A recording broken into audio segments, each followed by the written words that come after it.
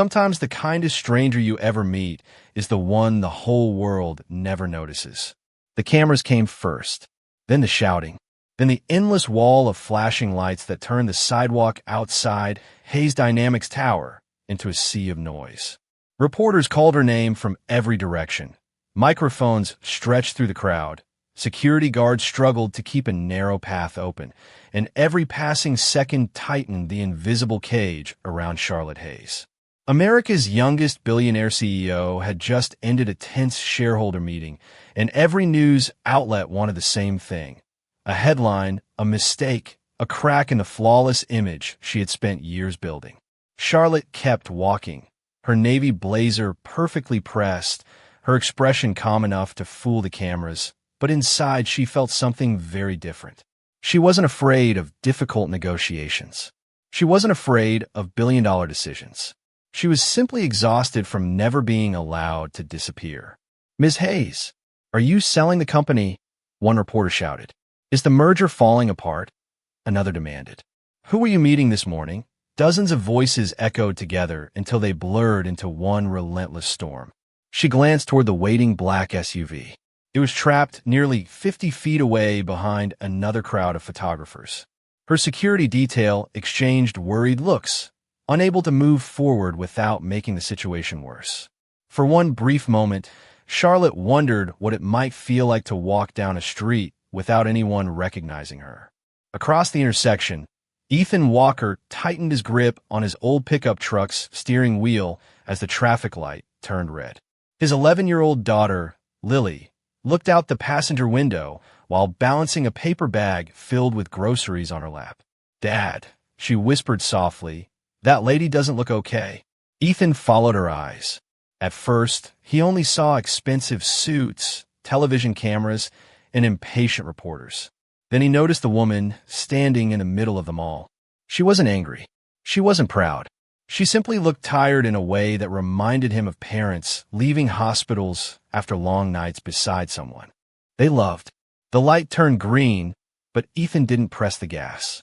Instead, he quietly pulled his truck toward the curb beside a narrow service alley that disappeared behind the neighboring buildings.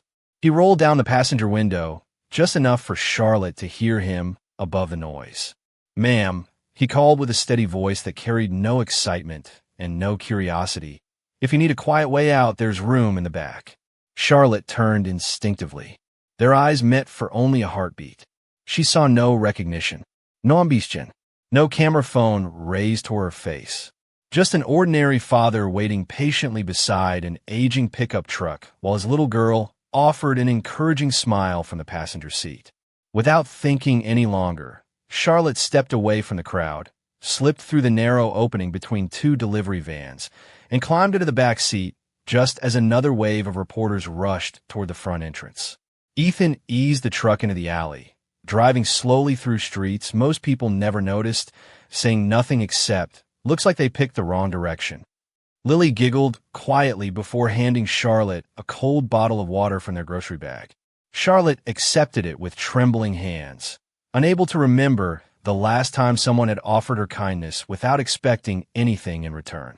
She memorized the driver's calm blue eyes, the faded baseball cap resting on the dashboard, the tiny pair of pink sneakers hanging from the rearview mirror, and the peaceful silence inside that weathered truck. She had escaped the reporters in less than 2 minutes, but long after the cameras disappeared from view, she realized something far more extraordinary had happened. For the first time in years, someone had seen her as a person before seeing her as a billionaire. Charlotte stepped out of the pickup truck 2 blocks away from a quiet hotel entrance where her driver was already waiting, but before closing the door, she looked back once more. Ethan simply nodded, as though helping strangers was no different from holding a door open at the grocery store. "Thank you," she said sincerely. He smiled with the same calm warmth that had followed him throughout the afternoon. "I hope the rest of your day gets a little quieter." That was all. No request for a photograph. No curious questions. No business card slipped into her hand. Within seconds, the old pickup blended into downtown traffic until it disappeared completely. Charlotte remained standing on the sidewalk longer than she intended, watching the empty street where the truck had vanished. Her driver opened the rear door of the luxury sedan. "Everything is ready, Ms. Hayes." She nodded politely, but her thoughts remained somewhere behind that weathered windshield. Meanwhile, Ethan turned onto the familiar two-lane road leading toward Maple Creek, a peaceful neighborhood nearly 40 miles outside the city, where modest homes sat beneath rows of maple trees that had shaded generations of families. Lily leaned against the passenger window, still holding the empty water bottle Charlotte had forgotten to keep. "Dad," she asked quietly, "was that lady famous?" Ethan chuckled softly. "Probably. I do not pay much attention to television." Lily looked down at the bottle. She looked lonely. Ethan glanced toward his daughter before returning his eyes to the road. Sometimes the people surrounded by the most attention receive the least kindness. Lily smiled thoughtfully, storing the sentence somewhere in her young heart. Their little house appeared at the end of Oak Street, just before sunset. It was nothing extraordinary. White siding that needed fresh paint. A wooden porch with a slightly crooked swing Ethan promised to repair every weekend. Flower pots filled with yellow daisies planted by Lily each spring. Home was not perfect, but it was peaceful. Ethan unlocked the front door while Lily carried the groceries inside. The scent of fresh pine from the old wooden floors mixed with the aroma of cinnamon candles that Lily insisted made every evening feel warmer. Ethan unpacked milk, bread, apples, peanut butter, and a carton of eggs before washing his hands and tying on a faded blue apron. Tuesday nights meant homemade chicken noodle soup, because Lily claimed no restaurant in America could make it better than her father. She stood beside him, cutting carrots into uneven slices while humming softly to herself. "Did Mom like this soup?" she asked after a long silence. Ethan stopped stirring the pot for only a moment. He smiled gently. "She always said I added too much pepper." Lily laughed. "You still do." "Probably." The laughter faded into a comfortable silence, broken only by the bubbling soup and the ticking kitchen clock. Later that evening, Ethan sat at the dining room table reviewing invoices from the small auto repair shop, where he worked 6 days each week. Bills were neatly stacked beside a worn notebook where every dollar had its place. Mortgage payment, school supplies, utility bill, soccer registration. There was never much left over, yet somehow there was always enough. Ethan believed abundance was measured less by what remained in a bank account and more by whether his daughter went to bed feeling safe. Upstairs, Lily carefully placed the forgotten water bottle beside a family photograph on her bookshelf. "Maybe she needed it more than I did," she whispered to herself before switching off the bedroom light. Across the city, inside a penthouse surrounded by glass walls overlooking millions of sparkling lights, Charlotte Hayes sat alone at a dining table built for 12. The meal prepared by a private chef remained untouched.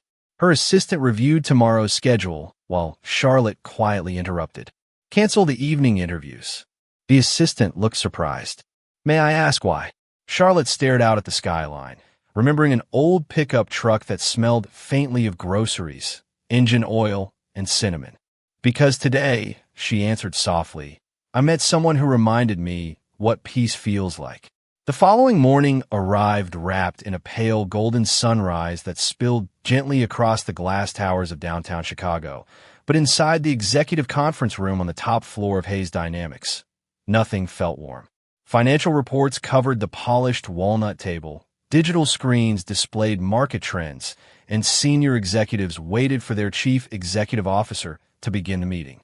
Charlotte Hayes walked in precisely at 8 o'clock, carrying only a leather notebook, instead of the usual stack of briefing folders. "Good morning," she said calmly. The room answered in practiced harmony. "Good morning, Ms. Hayes." The chief financial officer immediately began discussing quarterly projections while charts shifted across the massive display. Charlotte listened carefully, asked thoughtful questions, and approved several strategic decisions without hesitation. Anyone watching would have believed she was completely focused.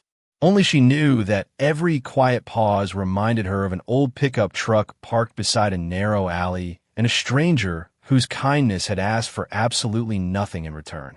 As the meeting concluded, her chief of staff, Rebecca Collins, handed over the schedule for the day. Television interview at 11. Investor luncheon at 1. Charity board meeting at 4. Private dinner with the governor at 7. Charlotte glanced at the page before gently closing it. Please remove the luncheon. Rebecca blinked in surprise. The investors have been waiting for months. Reschedule it. May I ask why? Charlotte hesitated only briefly. Because there is something more important I need to do today. Rebecca had worked beside Charlotte for nearly 8 years. She knew better than to argue when her employer spoke in that unusually quiet voice. Once the room emptied, Charlotte walked toward the floor-to-ceiling windows overlooking the city below. Thousands of people hurried through sidewalks and intersections like streams flowing around unseen rocks. Somewhere among them lived a man who had treated the richest woman in the room exactly the same way he would have treated anyone else. She pressed the intercom. "Rebecca, could you come back for a moment?" Seconds later, the door opened again. "Yes, Ms. Hayes." Charlotte folded her hands thoughtfully. Yesterday, the security cameras outside headquarters should have recorded everything after I left the building. Rebecca nodded. "Yes, I would like a copy." Rebecca looked confused, but immediately replied, "Of course." Less than 20 minutes later, they sat together inside the private security office as footage played across several large monitors. They watched reporters gather, security struggle to clear a path, and Charlotte disappear briefly from the cameras before another angle revealed an aging blue pickup waiting beside the service alley. Rebecca leaned closer. "Would you like me to identify the license plate?" Charlotte remained silent for a moment before nodding. "Only if it can be done legally and respectfully. I do not want anyone disturbed." The head of security enlarged the image frame by frame until the plate became clear enough to read. After several keyboard clicks, he looked up. "Registered to Ethan Walker. Residence in Maple Creek. Occupation is not listed." Charlotte quietly repeated the name to herself, as though afraid she might forget it. Ethan Walker. It sounded ordinary, honest, familiar in a way she could not explain. Rebecca smiled gently. "Would you like us to prepare a reward? Perhaps a generous check?" Charlotte slowly shook her head. "No." "Then flowers?" Another quiet shake of the head. "He did not help me because he wanted something." Rebecca studied her employer's expression carefully. "Then why are we looking for him?" Charlotte looked toward the paused image on the screen where Ethan stood beside his truck with one hand resting on the open door while his daughter smiled from the passenger seat. The picture was slightly grainy, yet the peace on their faces felt unmistakably real. Charlotte answered so softly that the room itself seemed to lean closer. "Because for 2 minutes yesterday, I forgot I was a billionaire. I was simply a tired woman, and somehow he reminded me who that woman used to be." 3 days passed before Charlotte allowed herself to act on the quiet promise she had made inside the security office. She did not arrive in a convoy of black sport utility vehicles.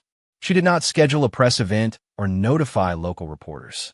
Instead, she borrowed one of the company's ordinary sedans, asked Rebecca to stay behind, and drove toward Maple Creek alone. The highway gradually gave way to smaller roads lined with family-owned diners, hardware stores, and weathered churches whose white steeples rose above rows of oak trees. It was a part of Illinois that rarely appeared in business magazines, yet Charlotte found herself slowing down, taking in every front porch, every bicycle resting in a yard, every neighbor waving across a fence. The pace felt unfamiliar, but strangely comforting. According to the navigation system, Ethan Walker worked at Walker Auto Service on the edge of town. It was a modest repair shop with 3 service bays, a faded blue sign, and flower boxes sitting beneath the office windows. Wind chimes hanging near the entrance sang softly whenever the breeze picked up. Charlotte parked across the street for a moment, watching through the windshield. Ethan was kneeling beside an aging family sedan, patiently explaining something to an elderly couple.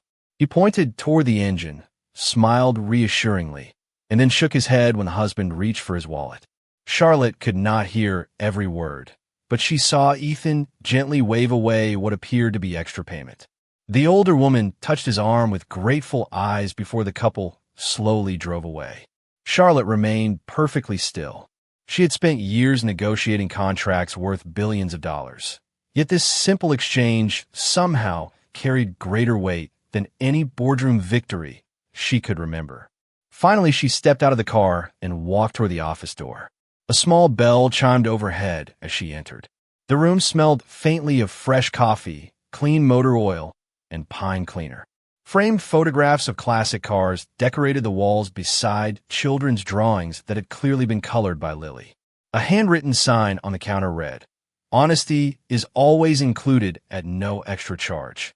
Charlotte smiled without realizing it. A moment later, Ethan entered from the service bay, wiping his hands with a clean shop towel. "Good afternoon," he said warmly. "What can I help you with today?" There was not the slightest hint of recognition in his voice. He simply saw another customer. Charlotte almost laughed at the beautiful simplicity of it. "I think my car might need someone to take a look," she replied. Ethan nodded and picked up a clipboard. "We can certainly do that. What seems to be the problem?" Charlotte hesitated for a heartbeat. "Honestly, I am not completely sure." Ethan smiled. Sometimes that is the easiest kind of problem to solve. He walked outside, carefully inspecting the sedan without rushing. After a few minutes, he returned holding the keys. "Good news. There is nothing wrong with your car. One tire was just a little low on air. We filled it up and checked everything else while we were there." Charlotte looked surprised. "That is all. That is all. What do I owe you?" Ethan gently placed the keys back into her hand. "Nothing today." It took less than 5 minutes. Charlotte frowned with genuine confusion. "You should charge for your time." Ethan shrugged lightly. "My father used to tell me that if you can solve someone's problem in 5 minutes, sometimes the best business decision is simply being kind." At that very moment, the office door opened again, and Lily hurried inside, carrying a backpack almost as large as she was. "Dad." She stopped suddenly after noticing Charlotte. Then her face brightened with recognition. "You are the lady from the truck." Ethan looked first at Lily, then at Charlotte, his calm expression slowly giving way to quiet surprise as scattered pieces of an ordinary afternoon finally began fitting together. For a long moment, no one spoke. Ethan looked from Lily to Charlotte with the quiet expression of a man trying to connect two memories that had never expected to meet again. Then he smiled with gentle surprise. "So you made it through the rest of your day?" Charlotte returned the smile, relieved that nothing about his voice had changed after recognizing her. "I did, thanks to you." Ethan leaned against the service counter and folded the shop towel neatly before setting it aside. "Well, I'm glad everything worked out." There was no excitement in his words, no sudden curiosity about her career or her wealth. It was as though she had simply stopped by to return something she had borrowed. Charlotte had spent years watching people become different the instant they learned her name. Ethan had somehow remained exactly the same. Lily broke the silence first. "I told Dad you looked lonely that day." Ethan chuckled softly. "Lily," the little girl shrugged with complete honesty. "You did." Charlotte laughed, the sound light and genuine, surprising even herself. She was right. The admission lingered quietly in the room. Ethan nodded without asking another question. Somehow his silence felt kinder than most conversations Charlotte had experienced in years. She glanced around the office once more, noticing shelves filled with neatly organized tools, framed photographs of community baseball teams Ethan had apparently sponsored, and another picture showing him and Lily painting the front porch together. Every detail reflected a life built carefully rather than extravagantly. "Would you have a few minutes after work?" Charlotte asked. "I was hoping I could properly thank you for helping me the other day." Ethan considered the request before answering. "I finish around 5:30. There's a diner across the street that makes a decent slice of apple pie." Charlotte smiled. "That sounds much better than any restaurant I usually visit." By early evening, they sat inside Maple Creek Diner beneath warm hanging lights while an old country song played softly through ceiling speakers. The waitress greeted Ethan by his first name and asked Lily whether she wanted her usual grilled cheese sandwich. Charlotte watched the effortless familiarity with quiet fascination. Nobody whispered when she entered. Nobody stared. To everyone inside, she was simply another customer sharing dinner with friends. "You really come here often?" Charlotte observed. Ethan nodded. "Enough that they know I always ask for extra pickles." The waitress laughed from across the counter. He always does. Lily grinned. And he still steals one from my plate. Ethan raised his hands with playful innocence. I call it quality control. Charlotte laughed again, this time harder than she had in months. The conversation drifted naturally from favorite books to baseball games, school science projects, and the best fishing spots along the nearby river. Ethan never once asked about stock prices, private jets, or corporate mergers. Instead, he asked, "What do you enjoy doing when no one expects anything from you?" Charlotte stared at her coffee cup before answering honestly. "I do not remember." Ethan did not rush to fill the silence. Outside, gentle rain began tapping against the diner windows while headlights reflected across the wet pavement like scattered stars. Lily quietly reached across the table and pushed half of her warm apple pie toward Charlotte. "Dad says dessert tastes better when you share it." Charlotte looked at the generous little girl before meeting Ethan's calm eyes. "She learns from you." Ethan smiled modestly. Children usually become what they see every day. Charlotte felt something inside her soften in a way she had not expected. Boardrooms had taught her how to earn respect. Success had taught her how to survive pressure. Yet sitting inside a small hometown diner beside a father and daughter who measured wealth in kindness instead of numbers, she began wondering whether she had been searching for fulfillment in all the wrong places. And for the first time in many years, she found herself hoping this would not be their last dinner together. The weeks that followed settled into an unexpected rhythm that neither Ethan nor Charlotte had planned. Every Thursday evening, if business allowed, Charlotte drove to Maple Creek without an assistant, without a driver, and without the carefully managed schedule that governed every other part of her life. Sometimes she arrived carrying fresh pastries from a bakery she had discovered along the highway. Other times, she simply appeared with nothing except a smile that seemed easier to find each visit. Ethan never treated her arrival like an event. If he was finishing an oil change, he finished it first. If another customer needed help, they came before conversation. Oddly enough, Charlotte admired that more than any grand gesture money could have purchased. One crisp Saturday afternoon, she joined Ethan and Lily at the community park where children chased soccer balls across wide green fields while parents unfolded lawn chairs beneath colorful umbrellas. Charlotte wore blue jeans, a simple white sweater, and a baseball cap that hid most of her face. For nearly 3 hours, no one recognized the woman whose photograph regularly appeared on the covers of business magazines. She cheered when Lily scored her first goal, laughed when Ethan accidentally spilled hot chocolate on his own jacket, and helped another parent collect soccer cones after the game ended. The ordinary moments felt almost miraculous. On the drive home, Lily leaned forward from the back seat. "Miss Charlotte?" "Yes." Charlotte answered. "You smile more now." Ethan glanced toward Charlotte without saying anything. She looked out the window before quietly replying, "I think you might be right." Yet while peace quietly blossomed in Maple Creek, another story was beginning to grow inside the city. One financial blogger published a blurry photograph of Charlotte's sedan parked outside Walker Auto Service. A week later, another website noticed she had canceled several high-profile dinners on the same evenings.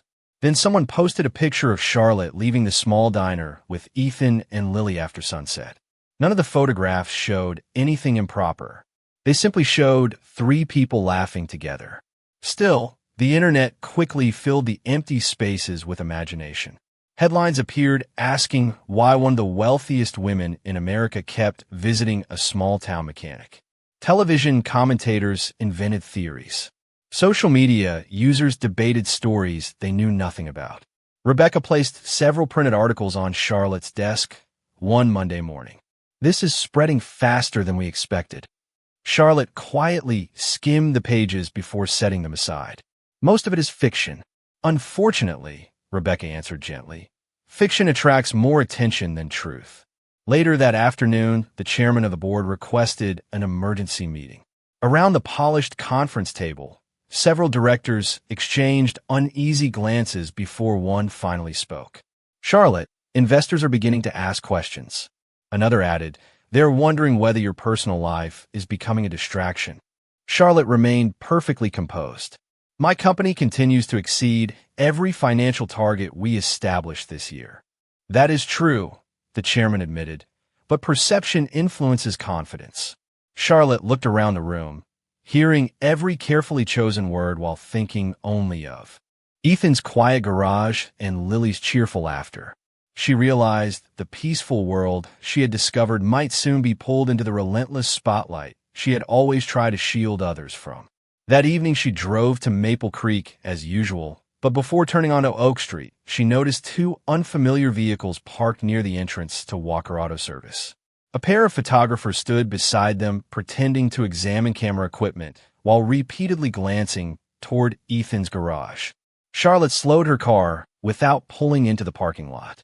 Her heart grew unexpectedly heavy. For the first time since meeting Ethan, she understood that the greatest danger was never to her reputation.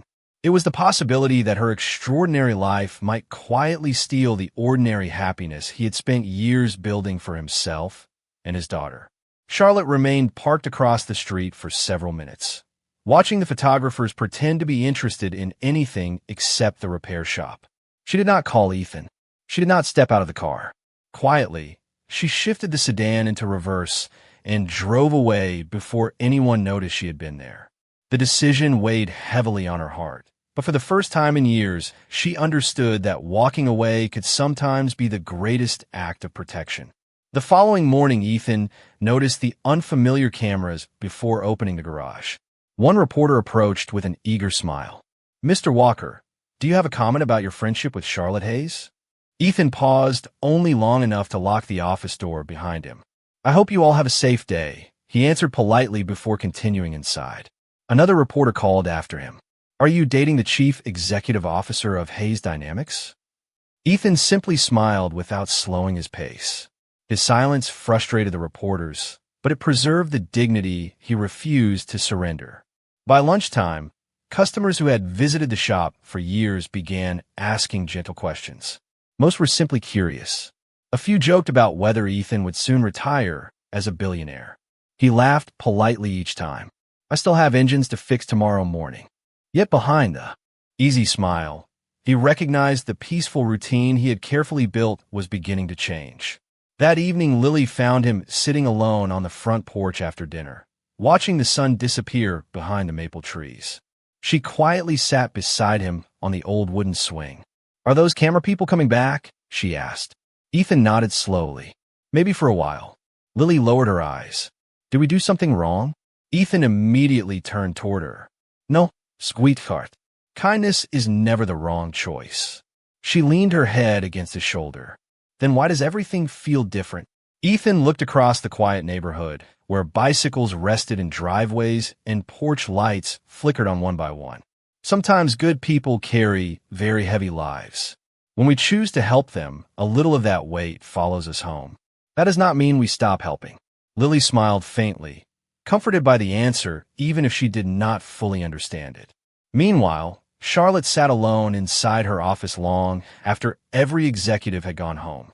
The city skyline glowed beyond the windows while another folder of newspaper clippings rested unopened on her desk.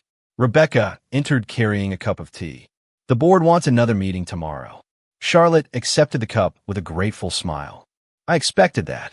Rebecca hesitated before speaking again. "There is something else you should know. The photographers have started waiting near Maple Creek almost every afternoon." Charlotte closed her eyes briefly. The image of Ethan's modest garage, Lily's cheerful laugh, and the peaceful diner returned all at once. "That is exactly what I feared." Rebecca spoke gently. "You could end this by making a public statement that you barely know him." The room fell completely silent. Charlotte stared into the warm tea without lifting the cup. Finally, she answered in a voice so calm it almost sounded like a prayer. "I could protect my reputation that way." Rebecca nodded carefully. "Yes." Charlotte slowly looked toward the darkening skyline. "But I would be sacrificing the truth to make my life easier." The next morning, before the repair shop opened, Ethan found a small handwritten envelope resting beneath the windshield wiper of his old pickup truck. There was no company logo and no return address. Inside was a single note written in elegant handwriting. It read, I never wanted my world to disturb yours. If staying away give your family peace, I will quietly disappear. Thank you for reminding me that goodness still exists. Charlotte. Ethan read the letter twice as the early morning breeze moved gently through the empty parking lot. Then he carefully folded the note, placed it inside his shirt pocket close to his heart, and realized that walking away might be exactly what Charlotte believed was best, but it was not what either of them truly wanted. Ethan read Charlotte's letter several more times before carefully placing it inside the small wooden box where he kept the few things that mattered most in his life.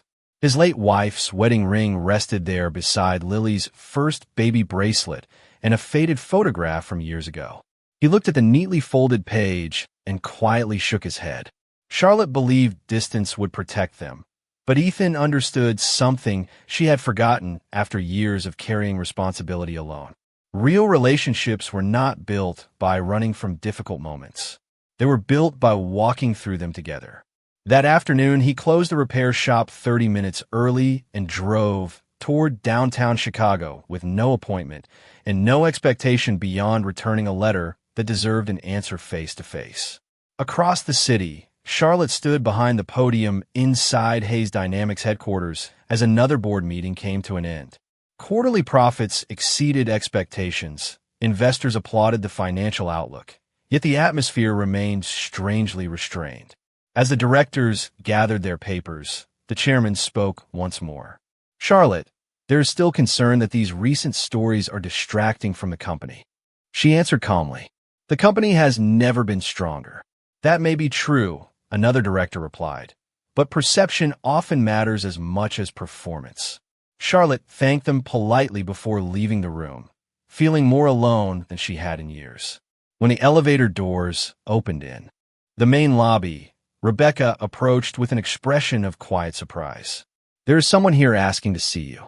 Charlotte looked toward the reception area and immediately recognized the familiar blue jacket and weather baseball cap. Ethan stood patiently beside the front desk, holding the folded envelope in one hand. The receptionist had clearly offered him a seat several times, yet he remained standing with the same quiet dignity she remembered from the alley weeks before. Charlotte walked toward him, unable to hide her surprise. You came all this way? Ethan smiled gently. I thought a letter deserved an answer. They stepped outside into a peaceful courtyard where a fountain softened the sounds of the busy city. Ethan handed the envelope back to her. You forgot something. Charlotte looked down at the familiar handwriting. What did I forget? Ethan met her eyes with complete sincerity. You forgot to ask me what I wanted. Charlotte lowered her gaze. I wanted to protect your family. You also decided for my family. His voice remained calm, carrying neither blame nor disappointment. Lily asked me yesterday why good people have to say goodbye when they have done nothing wrong. I did not have an answer. Charlotte felt her heart tighten. Ethan continued quietly. You spent years making impossible decisions for thousands of employees. I respect that. But friendship is not a business decision, Charlotte. Neither is caring about someone. The fountain continued flowing between moments of silence. Office workers passed nearby, without recognizing the importance of the conversation, unfolding only a few feet away. Charlotte finally whispered, I am afraid my world will hurt yours. Ethan smiled with the same peaceful confidence that had first convinced her to step into his old pickup truck. My world survived hard days long before we met. What cannot survive is losing good people because fear tells us they do not belong. Charlotte looked away as tears quietly filled her eyes. They were not tears of sadness, but of relief, the kind that arrived when someone finally spoke a truth she had needed to hear for years.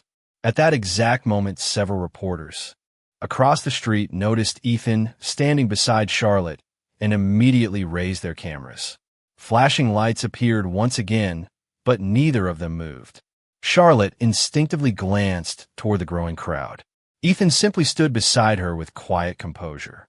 Then, without saying another word, Charlotte made a decision that would change far more than tomorrow's headlines.